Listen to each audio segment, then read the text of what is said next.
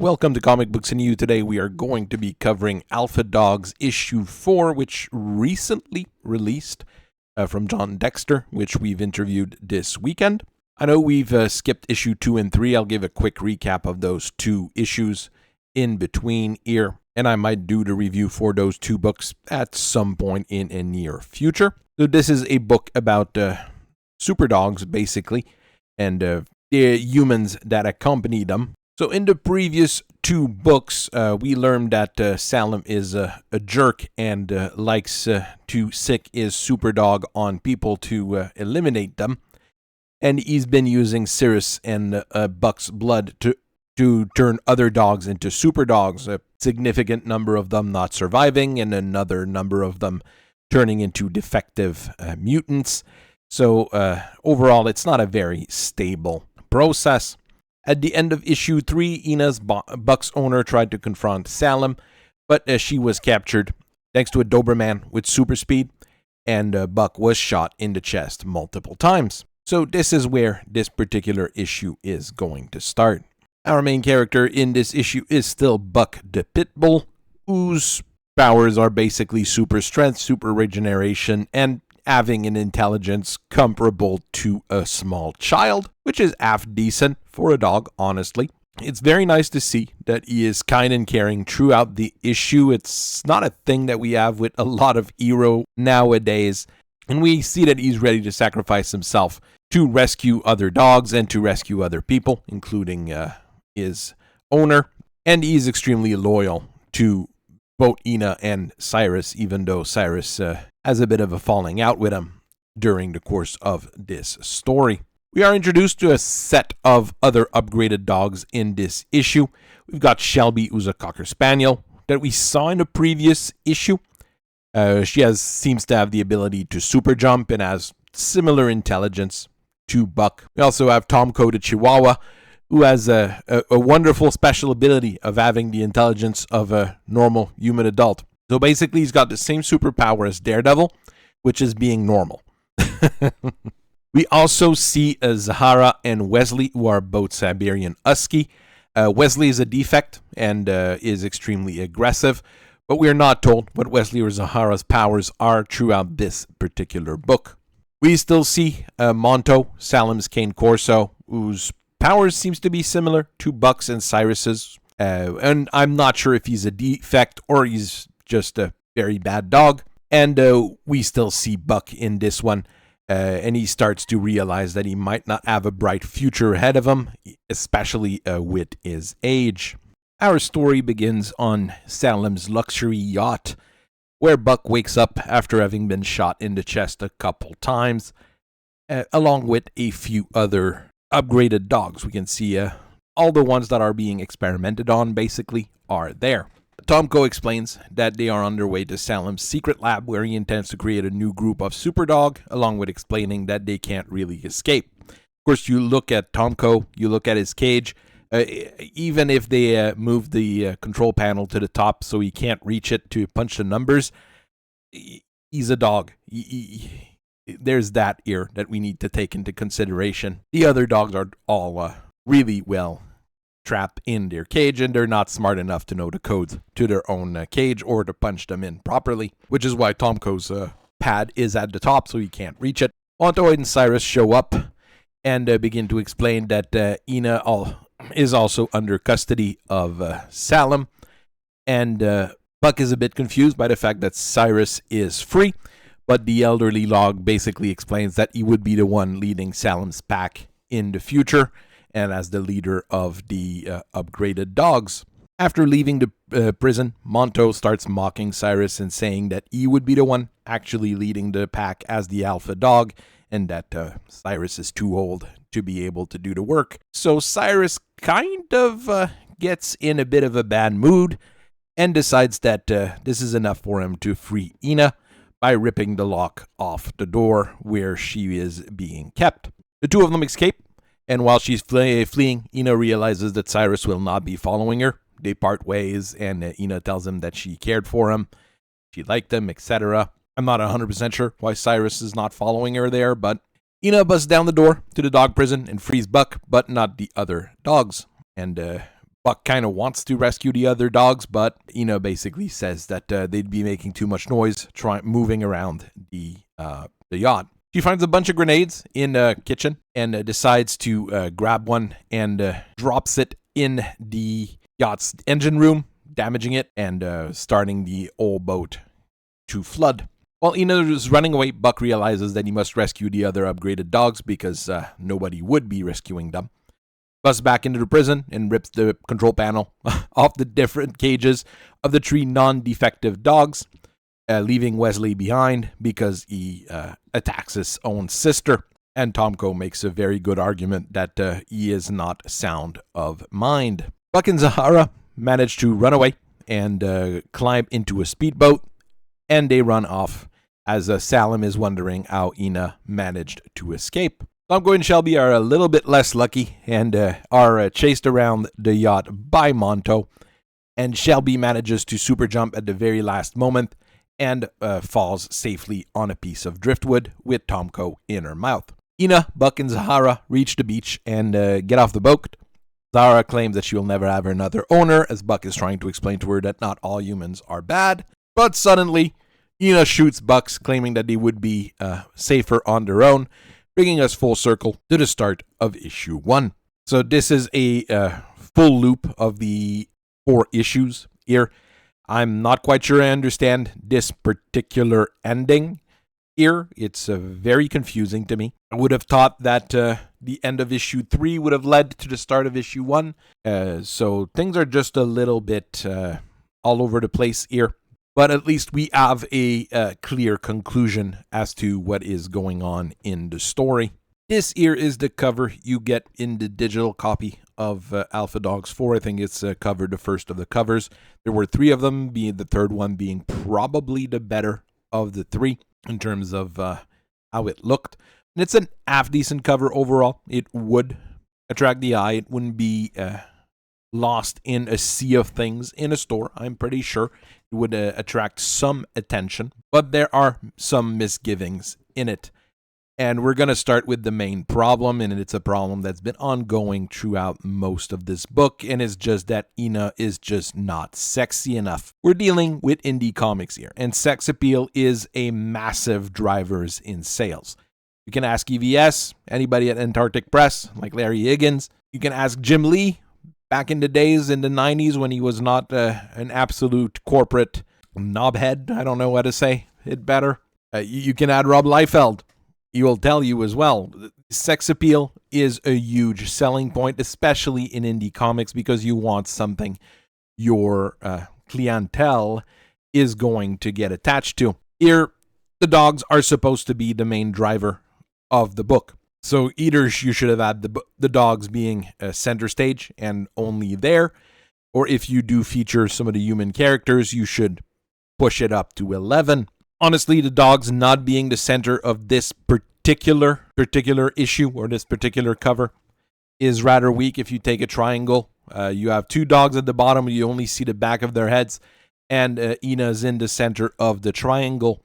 Whatever form you take the triangle for this particular cover. The branding itself for Alpha Dog, however, has been good from the start, and honestly is one that would work really well on just about any form of merch as well. So overall, this cover is not as good as it should be, but it would still work fairly well at attracting attention at least. I only have the digital copy of this comic, and I'm actually really happy with how quickly it was delivered. Honestly, this is one of the creators where the Kickstarter was there. It ended. We got direct communication straight up. And as things were moving along, we got updates and things were delivered as was expected. So I've got nothing to complain about on that level.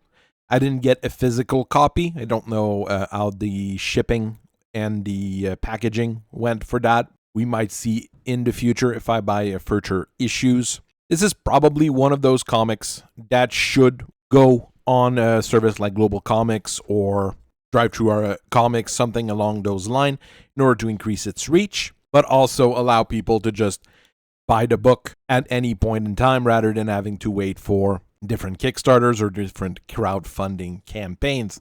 It's just a thing that needs to be thought of.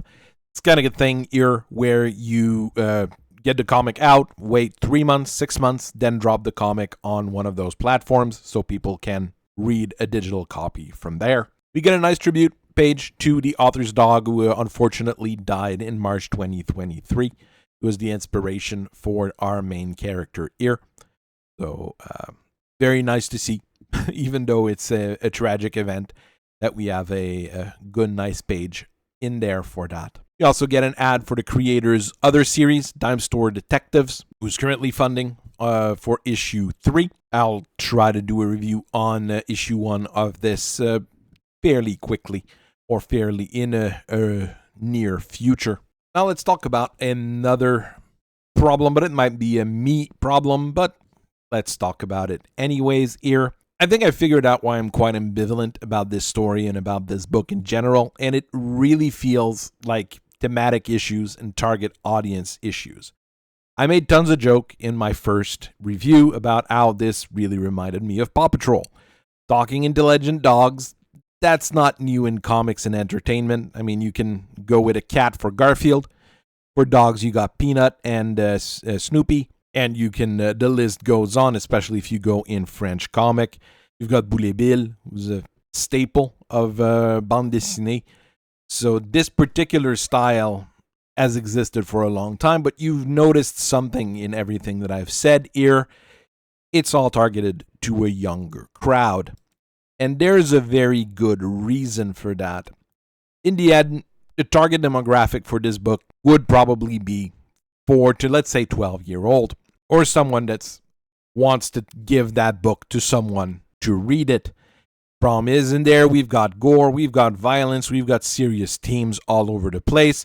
We've got an owner shooting her own dog. That doesn't work for something that should appeal to a large audience. This year, actually, in movies, we've got a very good example as to how this could work, and it's literally in this case a 1-for-1. Paw Patrol the Mighty Movie came out this weekend, if you're watching the video as time of release, and on its release weekend did $47 million worldwide. On a $30 million budget, this is going to exceed expectations more than likely, and it's a very simple movie overall about transforming super intelligent dogs. This is a direct link compared to what we have in this particular book. And, well, one is a massive success. If we look at the other story we had this year, I didn't get the picture for it, but we had the movie Strays that came out this year about intelligent dogs. But this one was R-rated with all the nasty jokes and gore and all the necessary fancy stuff. Well, that movie bombed. Honestly, this type of story, you might want to do something more mature. You might want to do something more adult-oriented. But when we're dealing with super intelligent dogs and animals like this, it doesn't work as well as you think it would. Stray Dog, which is a comic that came out recently as well, about dogs and something fairly dark, has worked fairly well. But this is more or less a one-time thing. And if you look at the art style that was used, it was an art style that was far more in that young audience range with the extreme violence that was necessary as well in that kind of more edgy book. If you look at it that way, it's the contrast between the two that actually sells the book. It's unfortunate here that this is a thing that's going on with this particular book. I mean, it's one of the better selling books for the author. I understand that. But overall, it could have had a larger public and a larger appeal. And this is what is really bugging me whenever I am going through those books. As far as the art goes, the most important thing here, obviously, is that the dogs look good and they really look great overall. I don't have any complaints whatsoever about how any of the animals look in this particular book. The humans, however, they're pretty average overall. Better than they were in issue 1. You've got more features and more details to them, but they often still look like models with clothing and facial features stacked onto them, which gets distracting at times. There's a few things here and there that caught my attention, like the fact that the Tomko's cage is way too wide for him. I've seen dogs squeeze through all sorts of things, through many YouTube videos. A super smart dog would likely be able to do, just what we're seeing here. We got a random beefcake panel in the middle of everything. Not sure if this improves the comic in any way. Maybe some of the target audience would like that, I guess, but honestly is not a huge plus here. Environments overall, however, are really, really nice. We get very good detailed backgrounds everywhere. Even the engine room here looks very, very good. So I'm happy with how everything in the backgrounds look throughout this thing. We're in a yacht through the majority of this story, and that works really well. Mechanical designs as well are pretty good overall. The yacht is really good looking. Same with the little speedboats attached to them. Got a variety of small firearms and small arms throughout this, and they also work really well. Overall, Google is the artist's friend. I think you can find reference material for everything that's in here fairly quickly, and it works perfectly well as long as you know what you're looking at. Once we get into the meat of things, it's actually really nice to have a hero that's actually heroic in a comic book nowadays, especially in indie books. You don't see that as often as you would expect it to or want to. Buck is a great dog overall, and he acts the part. He willingly wants to help everybody who deserves help, and even those who might be having issues, like Wesley. He wants to help, but he needs to be reined back by the others to limit what he would do. It's also nice that the bad guys are actually, really bad. Monto has absolutely no redeeming features. He is an horrible dog.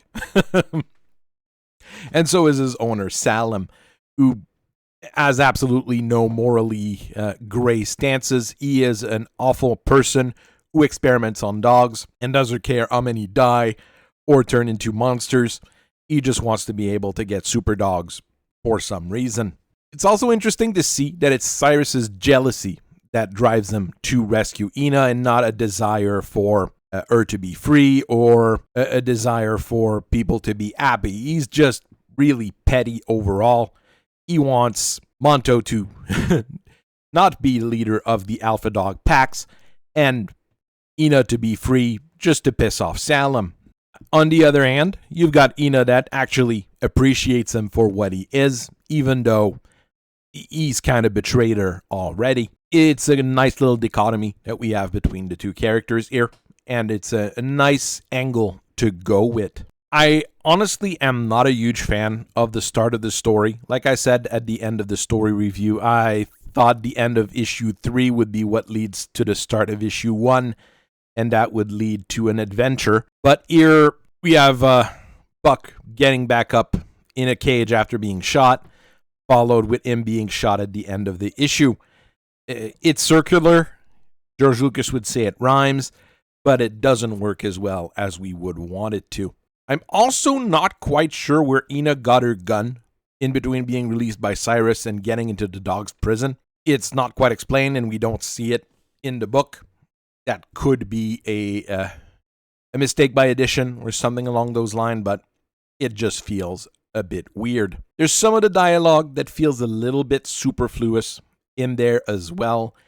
Hard to give a picture of that really, but there's just some lines that are there to fill in blanks. Some lines could have just completely been removed, and just the context of the image or what's going on would have worked just as well. There's also an awful lot of people on Salem's yacht who seems to be immense, but also really small at the same time. That kind of warping sort of works in some stories, but it can annoy some people, I am sure.